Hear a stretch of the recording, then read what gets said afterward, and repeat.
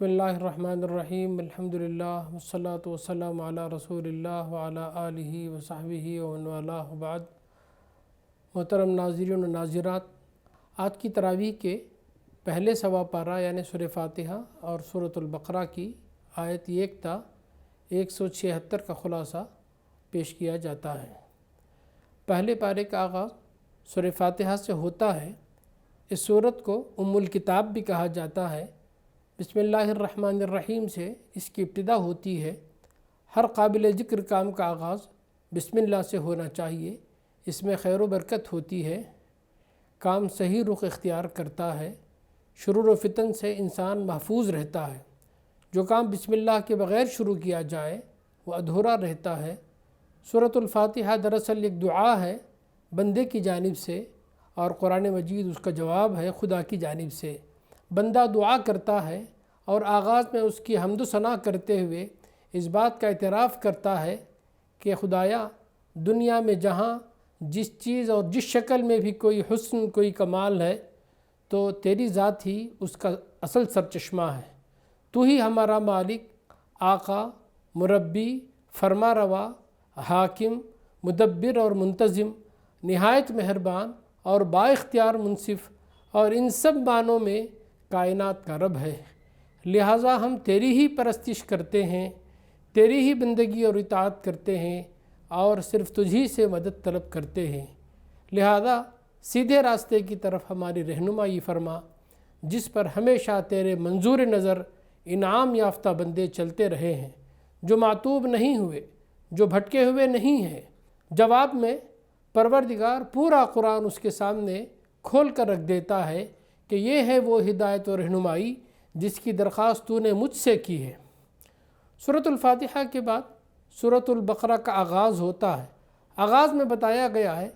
کہ یہ کتاب تو سراسر ہدایت اور رہنمائی ہے، مگر اس سے فائدہ اٹھانے کے لیے ضروری ہے کہ آدمی میں چند صفات پائی جاتی ہوں۔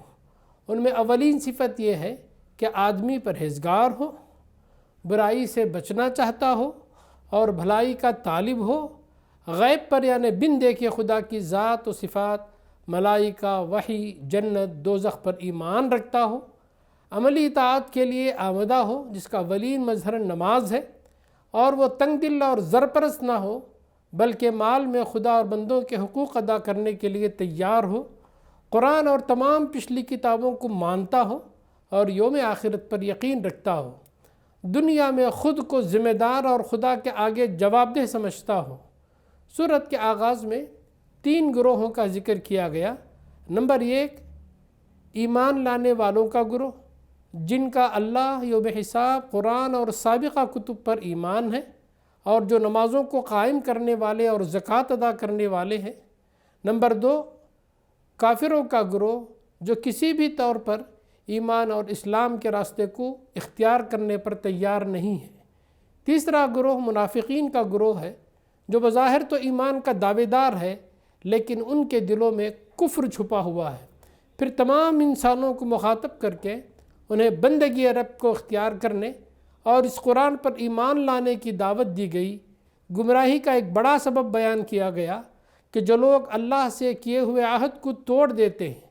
اور جن رشتوں اور تعلقات کو جوڑنے کا اللہ نے حکم دیا ہے انہیں کاٹتے ہیں اور زمین میں فساد برپا کرتے ہیں، حقیقت میں یہی لوگ نقصان اٹھانے والے ہیں۔ پھر دنیا میں انسان کی اصل حیثیت بیان کی گئی کہ انسان اس دنیا میں خدا کا نائب اور خلیفہ ہے۔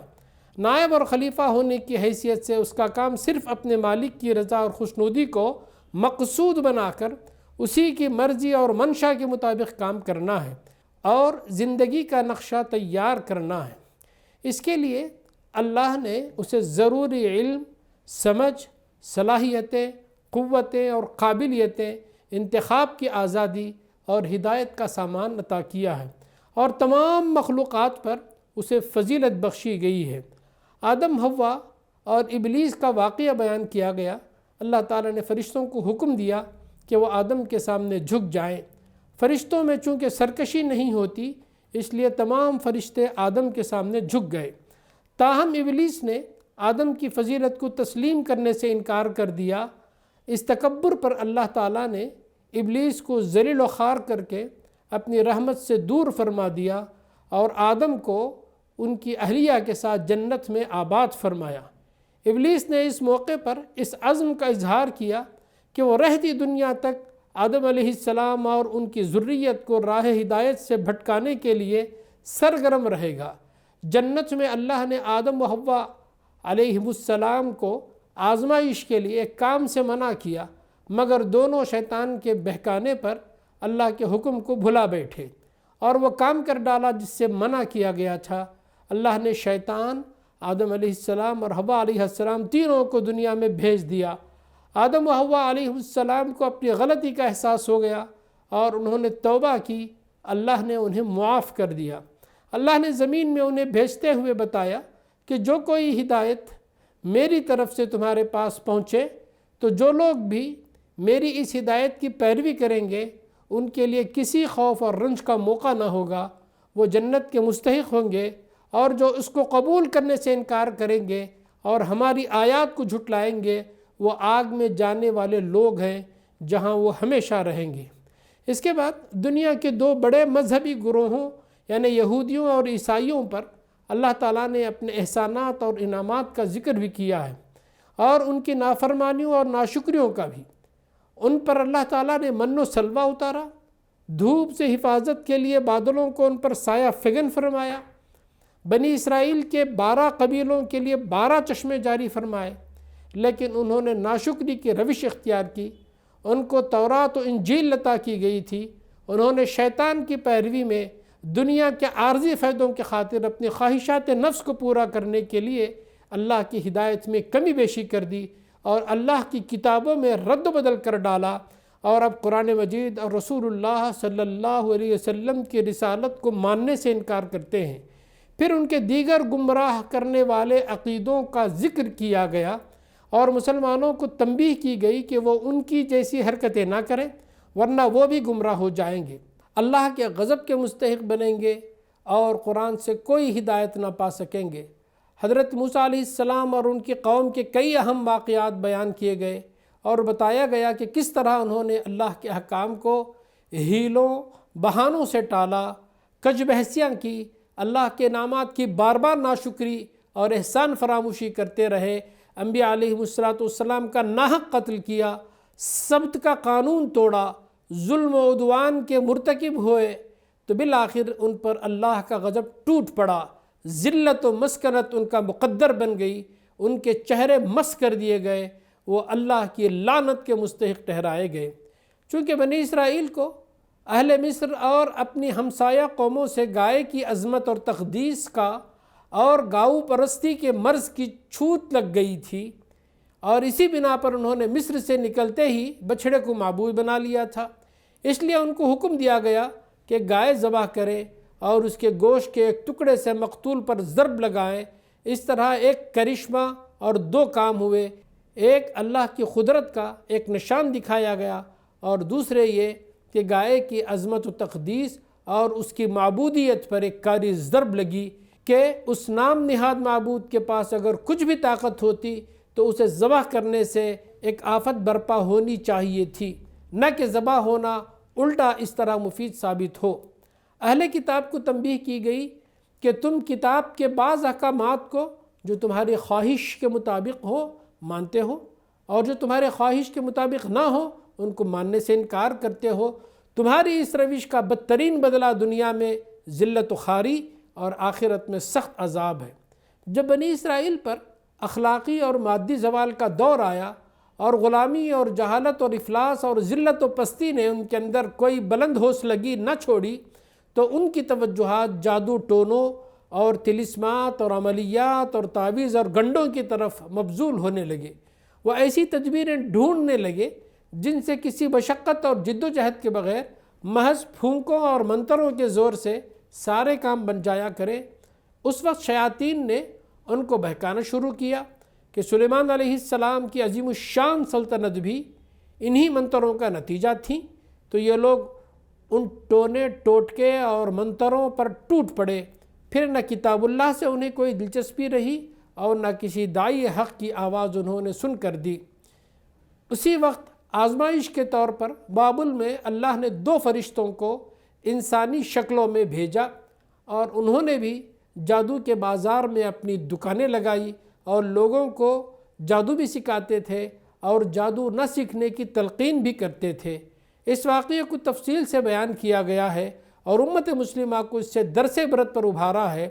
پھر یہودیوں، عیسائیوں اور مشرکوں کے دعووں کا ذکر کیا گیا کہ ان میں ہر گروہ صرف اپنے آپ کو حق پر اور دوسروں کو باطل پر سمجھتا تھا۔ تو اللہ نے بتایا کہ نجات یافتہ ہونے یا جنت کا مستحق بننے کے لیے کسی کا یہودی، نصرانی یا مشرک ہونا یا کسی خاص نسل سے ہونا شرط نہیں ہے، بلکہ شرط یہ ہے کہ آدمی ایک تو مسلم ہو یعنی اللہ کا اطاعت گزار بنے، اور دوسرا محسن بنے یعنی نیت اور عمل دونوں میں مخلص ہو اور اس کے اندر احسان کی کیفیت پیدا ہو جائے۔ دین کو آبائی دین سے وابستہ سمجھنے کی تردید کرتے ہوئے فرمایا گیا کہ حضرت ابراہیم علیہ السلام اور حضرت اسماعیل علیہ السلام دونوں ہی اللہ کے پیغمبر تھے۔ ان کو مقام بلند کسی نسل یا وراثت کی بنا پر نہیں، بلکہ اللہ نے انہیں جن مختلف امتحانوں میں ڈالا تھا،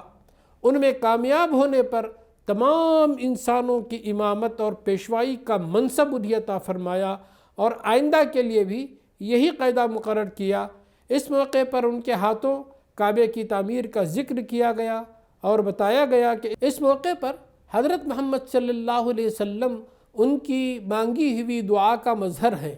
اور اب قیامت تک انسانوں کی ہدایت، تعلیم اور تزکیے کے لیے بھیجے گئے ہیں۔ اسی طرح اب بیت المقدس کی قبلے کی حیثیت ختم کی جاتی ہے اور کعبۃ اللہ کو قبلہ قرار دیا جاتا ہے۔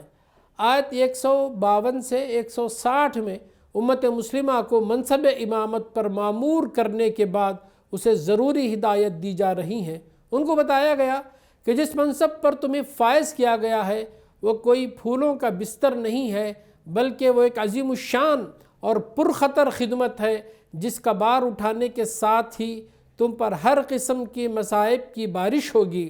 سخت آزمائشوں میں ڈالے جاؤ گے، طرح طرح کے نقصانات اٹھانے پڑیں گے، اور جب صبر و ثبات اور عزم و استقلال کے ساتھ اور ان تمام مشکلات کا مقابلہ کرتے ہوئے خدا کی راہ میں بڑھتے چلے جاؤ گے، تب تم پر عنایات کی بارش ہوگی۔ صفا اور مروہ کے درمیان سعی کرنے میں کوئی حرج نہیں ہے، یہ حج کے اصل مناسک میں سے ہیں۔ آگے بتایا کہ جو لوگ ہماری نازل کی ہوئی روشن تعلیمات اور ہدایات کو چھپاتے ہیں، حالانکہ ہم انہیں سب انسانوں کی رہنمائی کے لیے اپنی کتاب میں بیان کر چکے ہیں، یقین جانو کہ اللہ ان پر لعنت بھیجتا ہے اور تمام لعنت کرنے والے بھی ان پر لعنت کرتے ہیں۔ البتہ جو اس روش سے باز آ جائیں اور اپنے طرز عمل کی اصلاح کر لیں اور جو کچھ چھپاتے تھے اسے بیان کرنے لگیں تو اللہ ان کو معاف کر دے گا، وہ بڑا درگزر کرنے والا، رحم کرنے والا ہے۔ اس کے بعد چوتھائی پارے کے ختم تک توحید کا مضمون بیان کیا گیا اور بتایا گیا کہ اگر انسان کائنات کے اس کارخانے کو جو شب و روز اس کی آنکھوں کے سامنے چل رہا ہے محض جانوروں کی طرح نہ دیکھے، بلکہ عقل سے کام لے کر اس نظام پر غور کرے اور ضد اور تعصب سے آزاد ہو کر سوچے، تو یہ آثار جو اس کے مشاہدے میں آ رہے ہیں اس نتیجے پر پہنچانے کے لیے بالکل کافی ہے کہ یہ عظیم الشان نظام ایک ہی قادر مطلق حکیم کے زیر فرمان ہے۔ وہی یہ خدا تمام موجودات عالم کا خدا ہے، اور جس طرح ساری کائنات منظم مربوط نظام کے تابع ہے، اسی طرح انسانوں کی ہدایت کے لیے بھی اس نے اپنے احکام کا ایک نظام بنا دیا ہے اور اسے اپنے رسولوں، کتابوں کے ذریعے انسانوں تک بھیجا ہے،